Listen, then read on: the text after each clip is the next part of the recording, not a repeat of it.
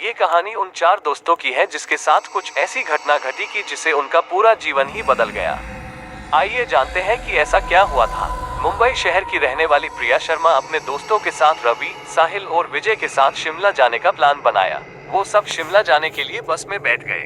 कुछ ही देर में प्रिया सो गई। अचानक प्रिया की नींद खुल गई तो उसने देखा कि बस में कोई नहीं था। बस का ड्राइवर भी नहीं था। बस अपने आप ही चल रही थी। उनके सारे दोस्तों भी बस में नहीं थे। ये सब देखकर डर के मारे प्रिया जोर जोर से चिल्लाने लगी। अचानक उसे लगा कि कोई उसके पीछे खड़ा है। जब उसने पीछे मुड़कर देखा तो वहाँ एक स्त्री बैठी हुई थी। उस स्त्री का चेहरा जला हुआ था। ऐसा लग रहा था कि किसने उसके चेहरे पर एसिड फेंका हो। ऐसा भयंकर चेहरा देखकर प्रिया ने चिल्लाना शुरू कर दिया, बचाओ बचाओ बचाओ। और अचानक प्रिया की नींद उड़ गई। वो एकदम डरी हुई और पसीने से पूरी भीग गई थी। पास में बैठे हुए विजय ने पानी की बोतल दी और बोला, शायद तुम्हें कोई सपना देखा होगा।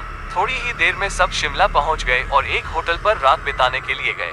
दूसरे दिन वो सब साथ में मिलकर होटल के पास वाले पहाड़ पे घूमने जाने का नक्की किया। करीबन आधे घंटे में वो सब पहाड़ की सबसे ऊंची शिखर पर पहुंच गए। वहीं से नीचे देखने पर घने लीलेछम पेड़ पौधे काफी सुंदर दिख रहे थे। अचानक साहिल चौंक गया और बोला, नीचे देखो कोई खड़ा है, लगता है कोई स्त्री है। विजय और रवि भी देखने लगे लेकिन उन्हें कोई दिख नहीं रहा था और बोले, तू पागल हो गया है क्या? इस घने जंगल में कोई स्त्री कैसे आ सकती है? तुम्हें शायद कोई भ्रम हुआ होगा। उसके बाद वो सब खुली जगह पर चले गए।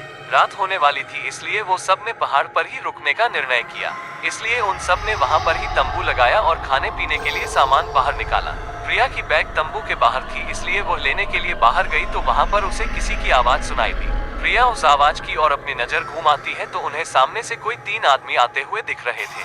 उनके हाथ में धारदार हथियार देखकर प्रिया डर जाती है और दौड़ के तंबू के अंदर आ जाती है। उसने अपने दोस्तों से भी यह बात की लेकिन कोई उसकी बातों पर विश्वास नहीं कर रहे थे। प्रिया चिल्लाकर बोली, आप सब पागल हो गए हो क्या? कोई भी मेरी बातों पर भरोसा नहीं कर रहा है। चलिए मेरे साथ बाहर, मैं आपको बताती हूँ। वो सभी बाहर आके शिखर की टोच से नीचे देखने लगते हैं।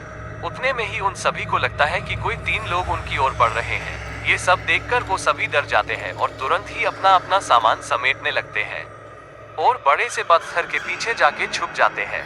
थोड़ी ही देर में वो सब ऊपर आ जाते हैं। प्रिया देख रही है कि उनके हाथ, पैर और सिर आम आदमी जैसे बिल्कुल नहीं थे। वो सब एक जगह पे बैठ जाते हैं और कुछ तांत्रिक विद्या शुरू करते हैं। उनमें से एक आदमी अपनी हाथों की उंगली को काट देता है लेकिन अंधेरे की वजह से उन्हें कुछ भी ठीक से दिखाई नहीं देता है। अचानक उन चारों ने देखा कि एक औरत उन आदमियों के बीच में आके लेट जाती है। कोई नहीं जानता कि आखिर वो औरत वहाँ पे पहुंची कैसे। प्रिया ने कहा, मुझे कुछ समझ नहीं आ रहा है, आखिर ये सब हो क्या रहा है?